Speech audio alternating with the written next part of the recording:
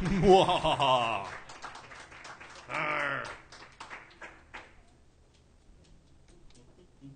There's a really cool book, I believe it's by Robert Graves, and in it he talks about people using flights of birds to divine the future. And he mentions the magpie, but all sorts of birds were used for that. The direction and numbers and types of birds meant very specific things. And it's just fun to contemplate that you could, you know. I mean, I saw snow geese fly by the other day. I was like, so what does that mean? They sounded pretty. And then I saw a bald eagle the other day. It was really cool. What did that mean? Besides, there's lots of them. You know. It's good, right? No DDT? We will return to the world of sea shanties here with a couple nice ones. One of them's about hauling sugar. So if you're having any of the sweet things that are on display over there, any of the, the cinnamon rolls and things like that, you can think about that. I can't eat them, so you have to eat my share. And in the second one, we wrote a tune by accident and included in there called Setting Sail.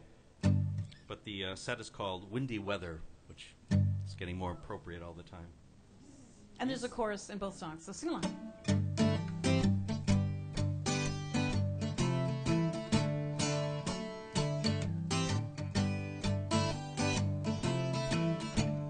Emma, let me be rolling down the bay to Juliana. Emma, don't you cry, rolling down the bay to Juliana. Send Miss Emma to the Crow, rolling down the bay to Juliana. I wish I had that gal in tow, rolling down the bay to Juliana. Redman gals are hard to beat, rolling down the bay to Juliana. Poor boys on your own main sheet, rolling down the bay to Juliana. Oh, the dawning of the day, rolling down the bay to Juliana. Go ashore and make your pay, rolling down the bay to Juliana.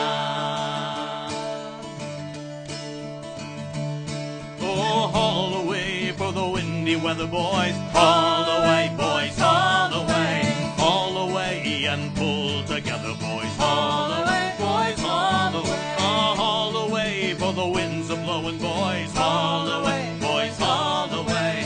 Haul away and let's get her going, boys. Haul away, boys, haul away. We'll haul away like jolly young sailor boys. Haul away, boys, haul away. Haul away for the merchant's money, boys. Haul away, boys, haul away.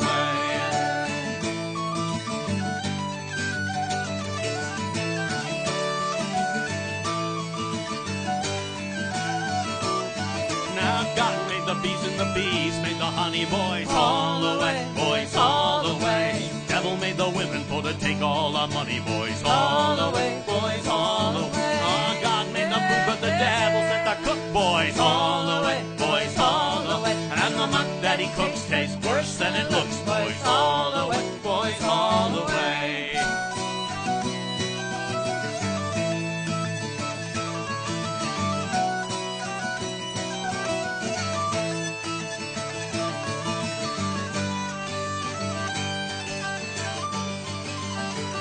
We are rolling down the Cuba for to load up sugar, boys. All the way, boys, all the way. When I find my Cuba gal, I'm gonna kiss and hug her, boys. All the way, boys, all the way. Our package is rolling down the river, boys. All the way, boys, all the way. As she rolls down, see her topsail shiver, boys. All the way, boys, all the way.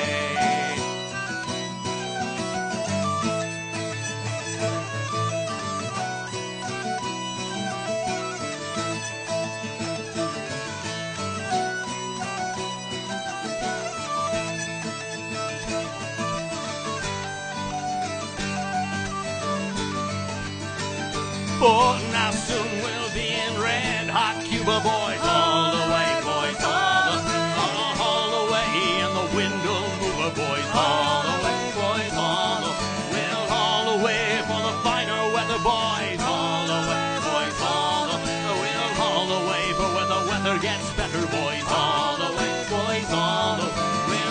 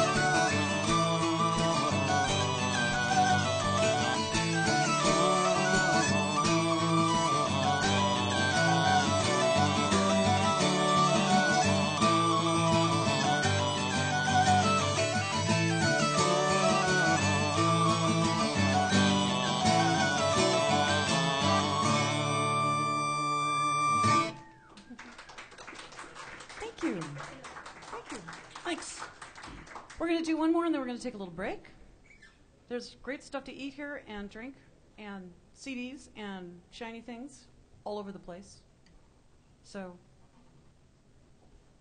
go that way and empty your pockets of money. We don't want your lint, but money would be good. Or if you have any guitar picks, that's also useful. If you've never seen a hurdy-gurdy and this is your big opportunity. I'm happy to show you how it works and answer as many questions as I can. If you're afraid of me for any reason, that's okay. I understand. I'm a scary person. If you go to Wikipedia, there's a great entry there on the hurdy-gurdy that's very accurate and written by friends of mine who actually build hurdy-gurdies. So there you go. If you're afraid of Wikipedia, well, we don't.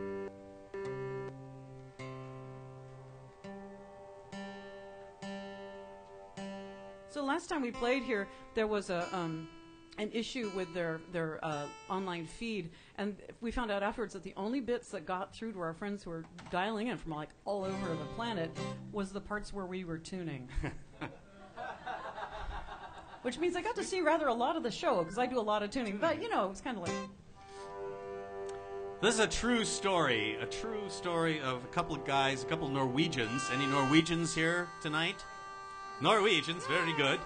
I'll speak slowly.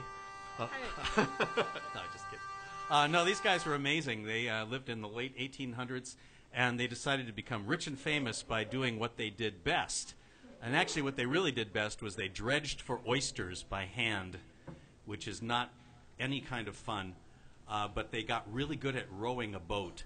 So they thought, if we could row across the ocean, we can become rich and famous.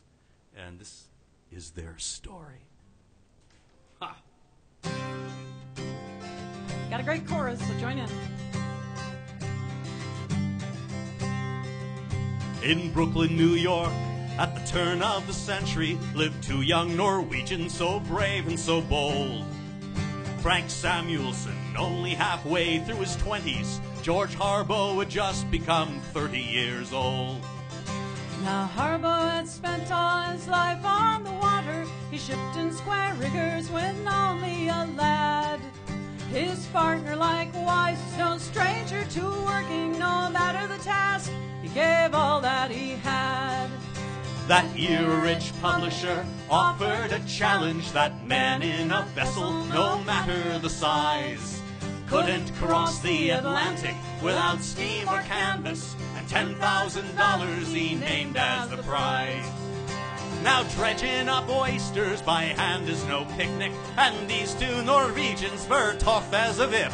Says Frank, if we row only 4 miles an hour, in 54 days we could finish the trip. We'll see you in France, or we'll see you in heaven, cried Harbaugh and Samuelson out on the bay. Two hearty young oystermen after adventure, and no one believed they could row all the way.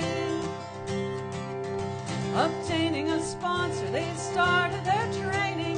They ordered a dory of cedar and oak, just 18 feet long and a draft of 8 inches. Fox was the name of their cockle shell boat.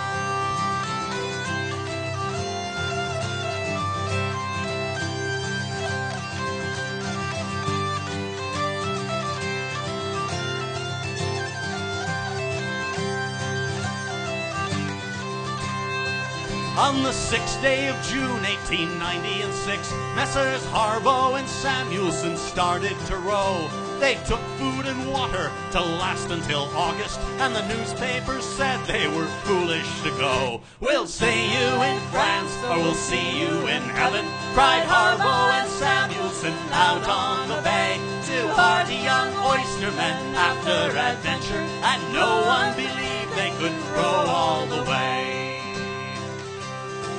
From the slips of Manhattan, they rode through the Narrows, out onto the Gulf Stream and over the deep.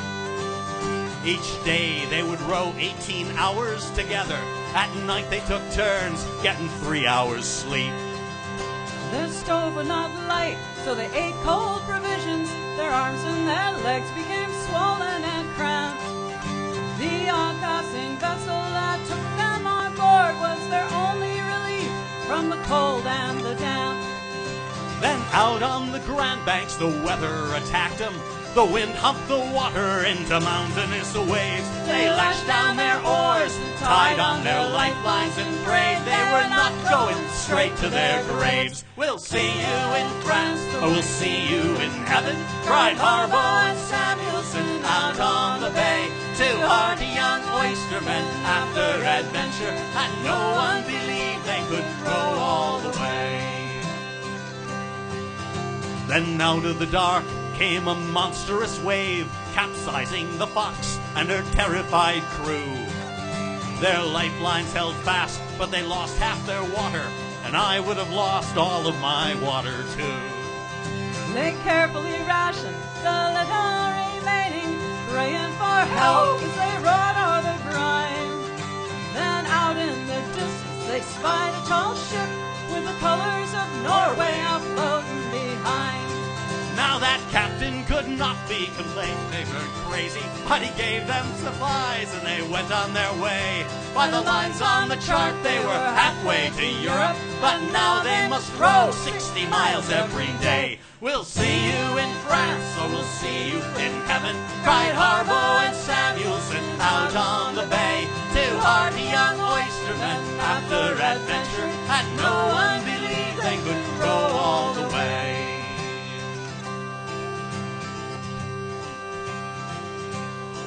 Well, the weather held fair, and the two men kept pulling all through each long day and far into each night.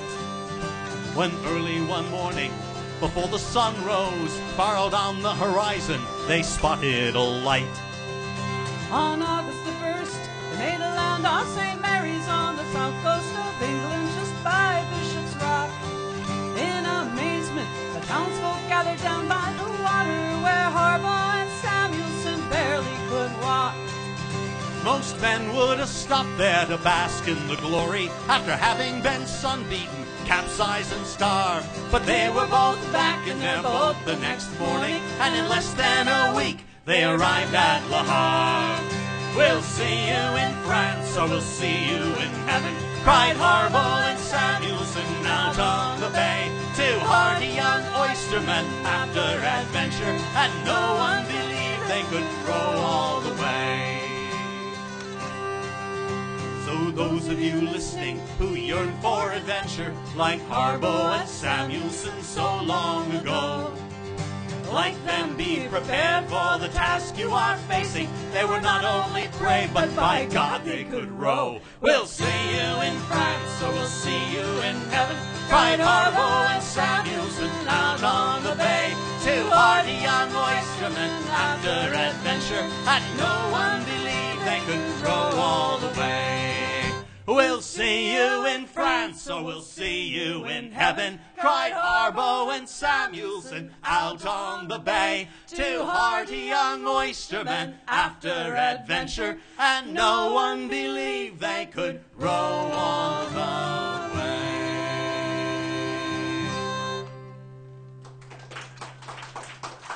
Thank you.